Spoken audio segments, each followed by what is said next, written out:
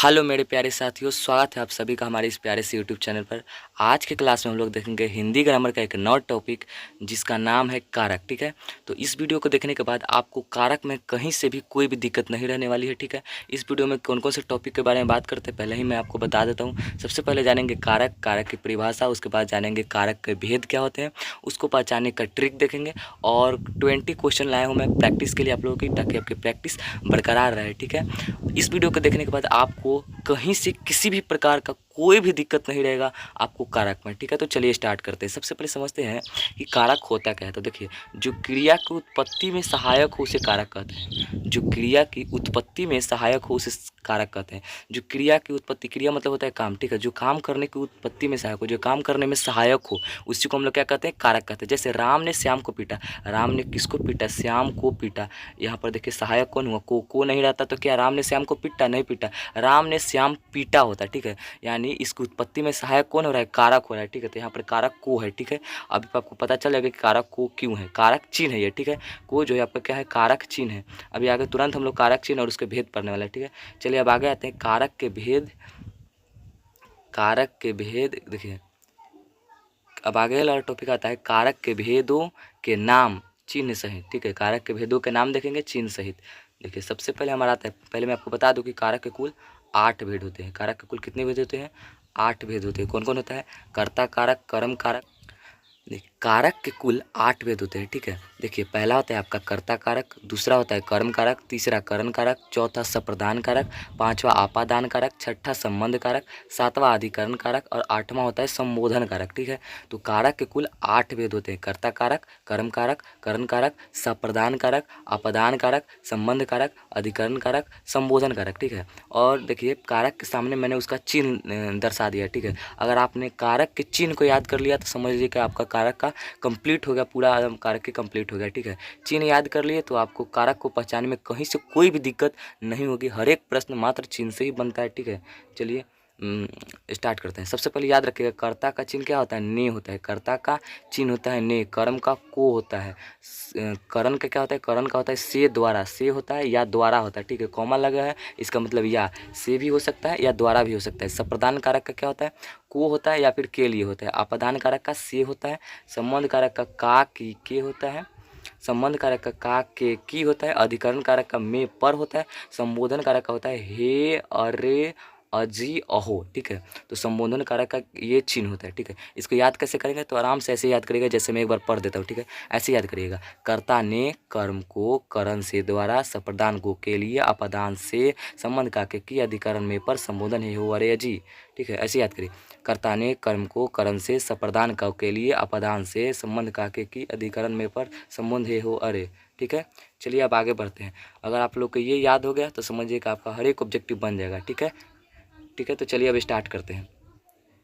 देखिए करण कारक और आपादान कारक में आपको यहाँ पर कोई भी दिक्कत नहीं रहेगा। मैंने यहाँ पर 2 नोट लिख दिया है, इसको आप समझ लेते हैं तो आपको करण कहाँ पर से रहेगा तो कहाँ करण कारक लगाना है और कहाँ आपादान कारक लगाना है, कोई भी दिक्कत नहीं रहेगा। तो चलिए देखिए पहला क्या है, जिस शब्द से क्रिया से, जिस शब्द की सहायता से क्रिया का पार होता है। शब्द की सहायता से मतलब सिंपल भाषा में कहें तो इसमें किसी साधन का उपयोग किया जाता है। जिस वाक्य में किसी साधन का उपयोग हो और उसके बाद से का प्रयोग हो, साधन के बाद से का उपयोग हो, किसके, साधन के बाद से का हो, साधन के बाद यदि से आए, साधन के बाद, साधन में कुछ भी हो सकता है, चाकू कुल्हाड़ी। ठीक है, कोई भी साधन में आ सकता है, चाकू कुल्हाड़ी कुछ भी आ जाए। ठीक है, तो साधन के बाद से आए तो उसे करण कारक कहते हैं। जैसे मोहन चाकू से फल काट रहा है, किससे फल काट रहा है, चाकू से फल काट रहा है। चाकू क्या हमारा साधन है, तो जिसमें साधन का उपयोग हो वो कौन सा कारक हो जाता है, करण कारक हो जाता है। अगला है, अगला नोट पॉइंट देखिए, इसमें अपदान कारक को बताया गया है। ठीक है, संज्ञा तथा सर्वनाम के जिस रूप से उससे किसी का अलगाव का पता चले। ठीक है, संज्ञा सर्वनाम के जिस रूप से किसी का अलगाव का पता चले अपदान कारक कहलाता है। जैसे वृक्ष से पत्ता गिरता है, वृक्ष से पत्ता क्या हो रहे हैं, अलग हो रहे हैं। ठीक है, अलगाव का पता चल रहा है कि वृक्ष से पत्ता अलग हो रहे हैं, इसलिए यहाँ पर अपदान कारक का उपयोग होगा। तो आशा है आपको कि कहाँ पर से रहेगा तो अपदान कारक लगाएंगे और कहाँ पर करण कारक लगाएंगे, इसमें आपको कोई भी दिक्कत नहीं होनी चाहिए। मैं एक बार फिर बता देता हूँ, जिस किसी भी वाक्य में साधन का उपयोग किया गया हो, किसका उपयोग किया गया हो, साधन का, और साधन के बाद से आए तो करण कारक, और अलगाव का जिस किसी भी वाक्य में अलगाव का बोध हो वहाँ पर हम अपादान कारक लगाएंगे। ठीक है, चलिए अब प्रैक्टिस करते हैं। ठीक है, यही बस चिन्ह याद कर लीजिए आप। यहाँ पर एक बार मैं फिर से ला देता हूँ। चिन्ह अगर कर्म को करण से या द्वारा, ठीक है, कर्ता ने कर्म को करण से, सप्रदान के लिए, को के लिए, ठीक है, अपादान से, संबंध का के की, अधिकरण में, पर, संबोधन हे हो अरे अजी। ठीक है, इसको याद कर लेते हैं आप, आपका पूरा कारक कंप्लीट। एक बार फिर से मैं बोल देता हूँ। कर्ता ने कर्म को करण से, सप्रदान को के लिए, अपादान से, संबंध का के की, अधिकरण में, पर, संबोधन हे हो अरे अजी। ठीक है, यहाँ पर अगर आप दोबारा न भी याद करते तो कोई दिक्कत नहीं है, दोनों का मेन रूप से ही होता है। ठीक है, अपादान का भी और करण कारक का भी। चलिए अब प्रैक्टिस करते हैं। आपको यह याद हो गया? अगर आपने यह चिन्ह याद कर लिए हैं तो बहुत ही अच्छा है, नहीं याद किए हैं तो जल्द से जल्द याद कर लीजिए। ठीक है, 2 से 3 बार इसको पढ़िए और याद कर लीजिए, उसके बाद आपके प्रत्येक प्रश्न बनने लगेंगे। तो ठीक है, चलिए अब स्टार्ट करते हैं। चलिए प्रैक्टिस टाइम, अब हमारा आ गया प्रैक्टिस टाइम। देखिए पहला क्वेश्चन है, अमृता कलम से लिखती है। किससे लिखती है? कलम से लिखती है। इसका मतलब यहाँ पर साधन का उपयोग हुआ है कि अमृता किससे लिखी है? कलम से लिखी है, साधन का उपयोग हुआ है। ध्यान से देखिए, अमृता किससे लिखती है? कलम से लिखती है। किसी भी प्रकार का कोई भी अलगाव का बोध नहीं हो रहा है, यहाँ पर साधन की बात हो रही है कि कलम से लिखती है, इसीलिए किसका कारण हो जाएगा? करण कारक हो जाएगा। कौन सा कारक हो जाएगा? करण कारक हो जाएगा। ठीक है, अमृता कलम से लिखती है और करण का संकेत से होता है, आपको पता होना चाहिए। और यहाँ पर साधन की बात हो रही है, इसीलिए करण कारक हो जाएगा। अगला क्वेश्चन है, वीरेंद्र ने हरिवंश को गाय दी। वीरेंद्र ने हरिवंश को गाय दी। इस वाक्य में हरिवंश को कौन सा कारक है? जरा से एक बार कारक चिन्ह को एक बार रिकैप करिए। कर्ता ने कर्म को, कर्ता ने कर्म को, तो कर्म कारक का क्या चिन्ह था? को था। यहाँ पर को देखे, कर्म कारक लगाएं, बिल्कुल सही हो जाएगा 100%। तो किसने किसको गाय दी? वीरेंद्र ने हरिवंश को गाय दी, यानी यहाँ पर कर्म कारक हो जाएगा क्योंकि यहाँ पर कारक चिन्ह को आ रहा है। ठीक है, आगे बढ़ते हैं। अगला क्वेश्चन है, बंदर पेड़ पर बैठा है। बंदर किस पर बैठा है? पेड़ पर। तो क्वेश्चन क्या पूछ रहा है? इस वाक्य में पेड़ पर में कौन सा कारक का उपयोग हुआ है? बंदर पेड़ पर बैठा है। इस वाक्य में पेड़ पर किस कारक का प्रयोग है? जरा बताइएगा तो। अधिकरण, अधिकरण का सिंबल क्या था? में पर। अधिकरण का में पर याद है? अधिकरण कारक था, उसका सिंबल क्या था? में पर था। ठीक है, आपको याद होना चाहिए। जब तक आप कारक चिन्ह को नहीं याद करेंगे आपसे एक भी क्वेश्चन नहीं बनेगा। तो बंदर किस पर बैठा है? पेड़ पर बैठा है। तो बताइए पर किसका होता है सिंबल? अधिकरण कारक का। अधिकरण में पर होता है, इसलिए option number D is right. अगला क्वेश्चन, नानी ने कहानी सुनाई। नानी ने कहानी सुनाई। किसने कहानी सुनाई? किसने कहानी सुनाई? नानी ने सुनाई। और ने किसका चिन्ह होता है बताइए तो? कर्ता ने। कर्ता कारक का चिन्ह क्या होता है? ने होता है। ठीक है, तो नानी ने कहानी सुनाई। किसने कहानी सुनाई? नानी ने। तो ने किसका सिंबल होता है? कर्ता कारक का। कर्ता ने। ठीक है, तो यहाँ पर कर्ता कारक हो जाएगा, option number A is right. अगला क्वेश्चन, शशि ने रोहित को पीटा। शशि ने किसको पीटा? रोहित को पीटा। कर्ता ने कर्म को, option number B is right क्योंकि यहाँ पर को का उपयोग हुआ है। तो कर्म का सिंबल क्या होता है? कर्म कारक का को होता है, आपको याद रखना पड़ेगा। अगला क्वेश्चन, माँ चाकू से सब्जी काटती है। इस वाक्य में से किस कारक की विभक्ति है? देखिए माँ जो है किससे सब्जी काटती है? चाकू से, यानी यहाँ पर साधन का उपयोग हो रहा है। किसी भी प्रकार का कोई अलगाव उत्पन्न नहीं हो रहा है। अगर अलगाव का बोध होता है, जैसे पेड़ से वृक्ष से पत्ते गिरते हैं या पेड़ से पत्ते गिरते हैं, तो पेड़ और वृक्ष, पेड़ और पत्ते में क्या हो रहा है? अलगाव हो रहा है कि पेड़ से पत्ता क्या हो रहा है? गिर रहा है। ठीक है, तो अलगाव का बोध होगा तब मानेंगे हम वहाँ पर क्या? अपादान कारक। लेकिन जब साधन की बात हो तो हम लोग वहाँ पर करण कारक मानेंगे। ठीक है, तो माँ चाकू से सब्जी काटे। यहाँ पर चाकू क्या है? साधन है कि चाकू से सब्जी को क्या किया जा रहा है? काटा जा रहा है, इसलिए यहाँ पर कौन सा कारक हो जाएगा? करण कारक। करण कारक। ठीक है, अगला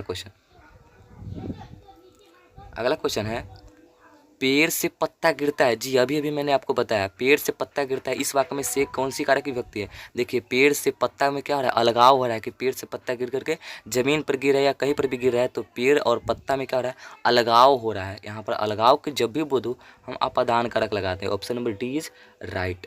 अगला, वह छत से गिर गया। देखिए वह छत से गिर गया, यहाँ पर भी अलगाव का बोध रहा है। छत और गिरने में क्या हो रहा है, अलगाव हो रहा है। छत से गिरेगा तो भाई छत से वो अलग हो भी करेगा, बात है सिंपल, ठीक है। तो इस कारक में भी अलगाव का बोध है, इसीलिए अपादान कारक हो जाएगा, ठीक है। अगला क्वेश्चन, राकेश का भाई चला गया, इस वाक्य में का किस कारक का विभक्ति है। देखिए संबंध कारक, संबंध कारक का चिन्ह आपको याद है, संबंध कारक का चिन्ह याद है, को के लिए कर्ता ने कर्म को, करण से, सप्रदान को के लिए, अपदान से, संबंध का के की, संबंध क्या होता है, का के की, संबंध कारक का सिंबल होता है का के की। देखिए यहाँ पर का आ गया, इसीलिए संबंध कारक हो जाएगा। आपको सिंबल याद होना चाहिए, सिंबल याद रहेगा आपका प्रत्येक क्वेश्चन बन जाएगा, ठीक है। तो राकेश का भाई चला गया, किसका भाई चला गया, राकेश का भाई। ऐसे सेंटेंस पढ़ने पर भी पता चला कि संबंध दर्शा रहा है कि राकेश का भाई चला गया, ठीक है। लेकिन यहाँ पर आपने का देखा, का किसका सिंबल होता है, संबंध कारक का, इसलिए option number C is right. संबंध कारक का सिंबल होता है का, किए, की, ठीक है, 3 गो होता है। चलिए अगला क्वेश्चन है, दयानंद की बहन पढ़ने में बहुत तेज है। यहाँ पर भी संबंध बता रहा है कि किसकी बहन पढ़ने में तेज है, दयानंद की बहन पढ़ने में तेज है। वैसे भी संबंध कारक का सिंबल होता है का के लिए, ठीक है, का को के लिए, तो इसलिए option number C is right हो जाएगा, ठीक है। कि किसका सिंबल होता है, संबंध कारक का। आपने अगर संबंध कारक चिन्ह याद कर लिया, आपको प्रत्येक क्वेश्चन बनेगा। अगला क्वेश्चन देखिए, कर्ता के चिन्ह बताइए, बताओ तो कर्ता का चिन्ह क्या होता है, कर्ता ने, कर्ता कारक का सिंबल क्या होता है, ने होता है, ठीक है।